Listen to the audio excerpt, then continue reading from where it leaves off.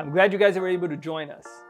And yes, we're gonna dive into talking about money soon, but before we go there and we talk about content and strategies, I wanna ask you a few simple questions.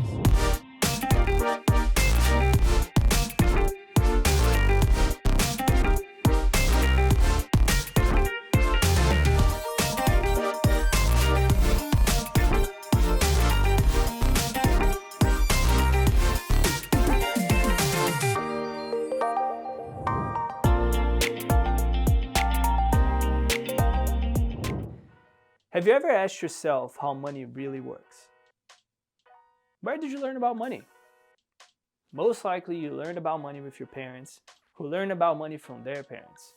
And that's all well and good if you come from a rich family, but if you are like me that comes from a very simple family with not a lot of money, well, you got some work to do, right?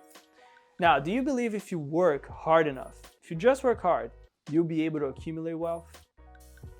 Do you think that you can have the result of the minority, doing what the majority is doing? And do you believe that you'll reach your ideal financial future doing what you're currently doing? If you answer no to any of the previous questions, I want to congratulate you for taking the step to do what many will never do, which is take time to learn a little bit about money.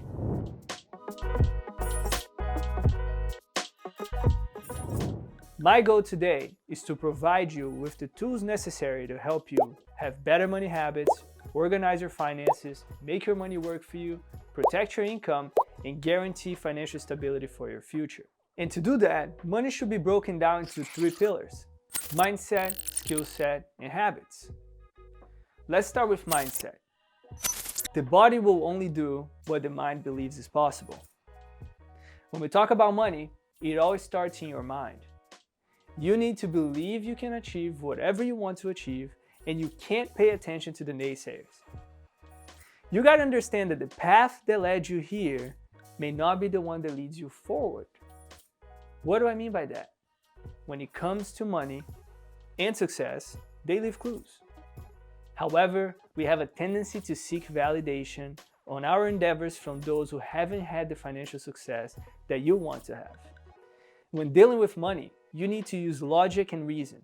Leave emotions like fear, doubt, and insecurity to the side. And don't be susceptible to criticism from people who are not where you want to be. Bulletproof your mind so that you can work towards your ideal financial future. Once you've mastered the right mindset, you're ready for the next step. Skill set comes from knowledge, and acquiring knowledge is what you're doing right now. The best investment you will ever make is in yourself.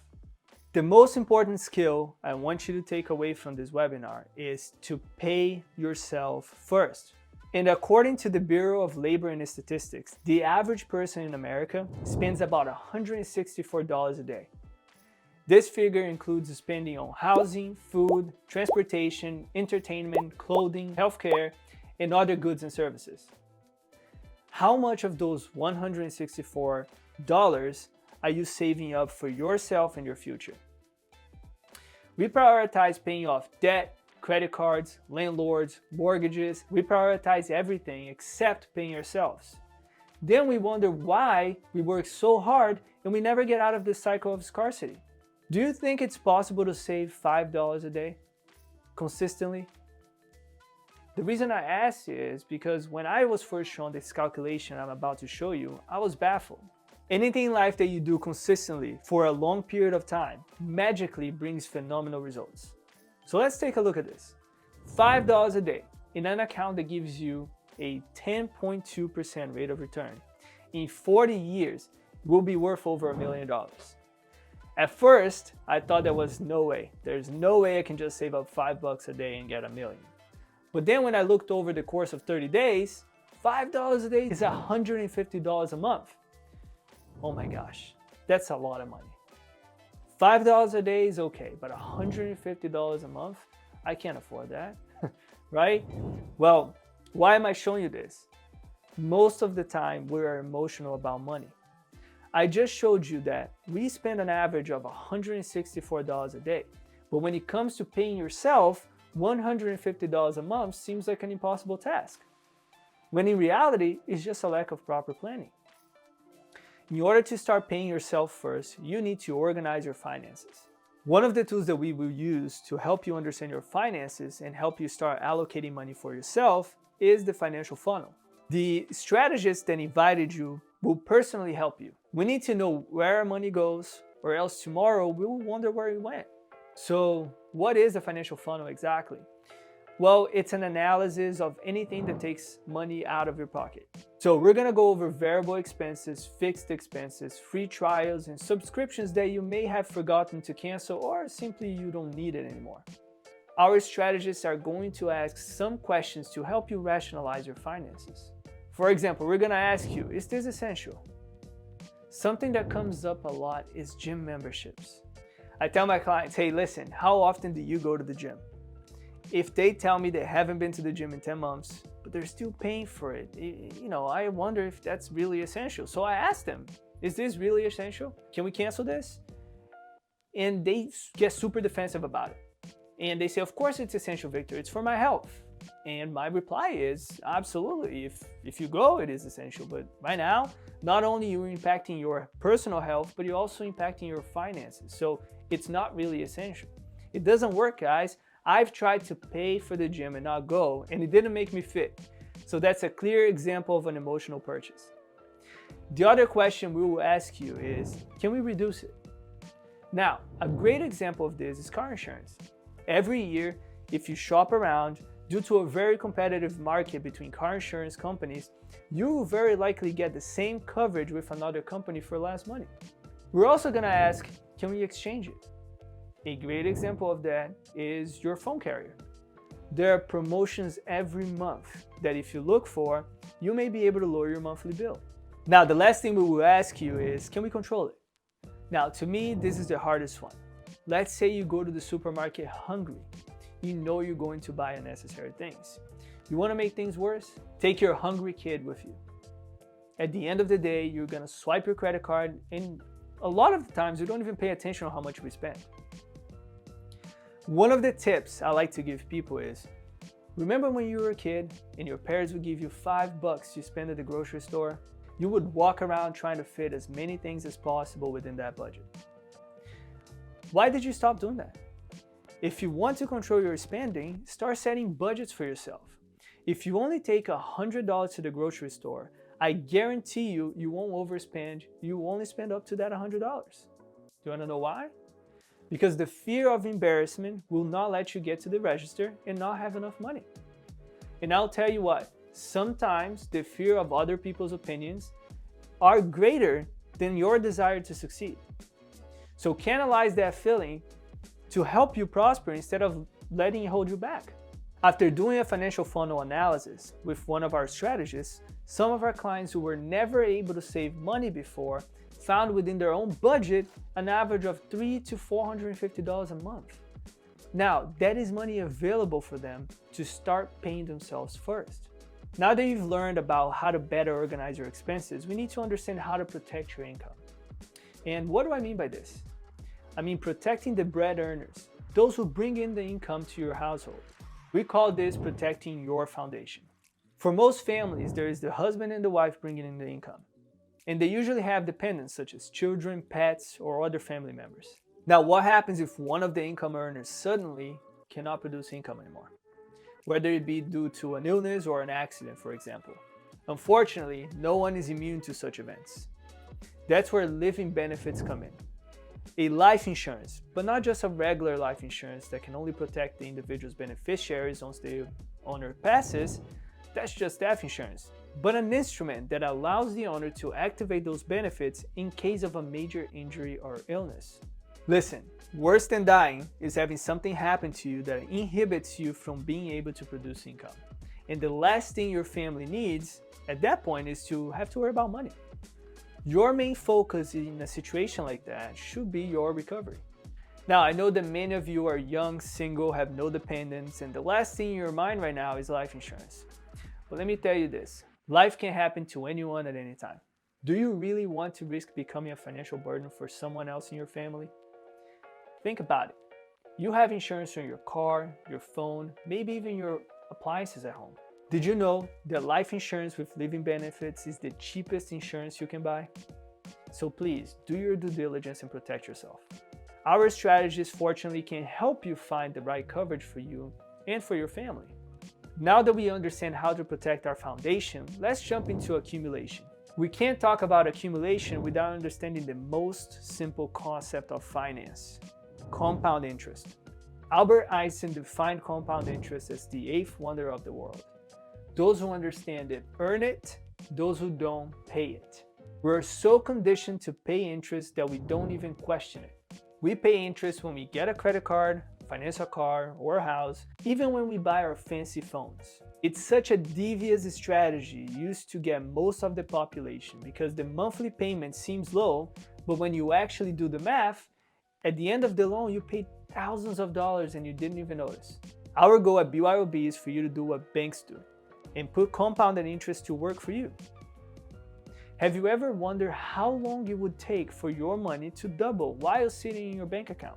Using the average rate of return that banks are paying on a savings account today, which is about 0.03%, how long do you think it would take for your money to double sitting in your bank account?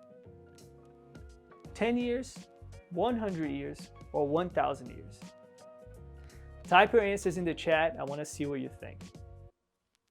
Most of the time when I ask this question, people usually think it's going to be about 100 years. The correct answer is actually 2,400 years. That's how long your money would take to double. And how did I get these results? Well, let's go back to Albert Einstein. He created a rule called the rule of 72, where you take the number 72 and you divide it by the rate of return of your account. In this case, 72 divided by 0.03, you get your 2,400 years. Unfortunately, we don't have that much time. Therefore, we need to put our money to work for us. To illustrate the power of compound interest, I'll bring you the example of the triplets. So we have Mary, Lucy, and Tracy. They recently lost their grandma, and each of them inherited $5,000, but with a catch. The money had to be invested somewhere and could only be accessed at the age of 65. Now Mary, always on the go, went to the first credit union she saw and deposited the money into a CD that gave her a 4% rate of return. At a 4% rate, her money would double every 18 years. So at the age of 47, she had accumulated $10,000. And at the age of 65, she had accumulated $20,000. Well, she was happy until she talked to her sister Lucy. Lucy did a little bit more research and found an account that was paying her an annual percentage rate of 8%. Now, instead of the money doubling every 18 years, it doubled every 9 years. At the age of 65, Lucy had accumulated $80,000. She was also super excited about it until she talked to her sister Tracy. Now, Tracy, the most patient sister, took the time to analyze her options and she actually sought advice from a financial strategist. She found an account that paid her an annual percentage rate of 12%. Her money now doubled every 6 years. Now, at the age of 65, she had accumulated $320,000. So, which sister would you rather be? Now imagine there was a fourth sister who found an account that paid her 18% annually. This sister is very familiar to all of us because as she earns money, we lose money. Her name is credit card. A $5,000 balance carried over a course of 20 years on a credit card at an 18% interest rate will have received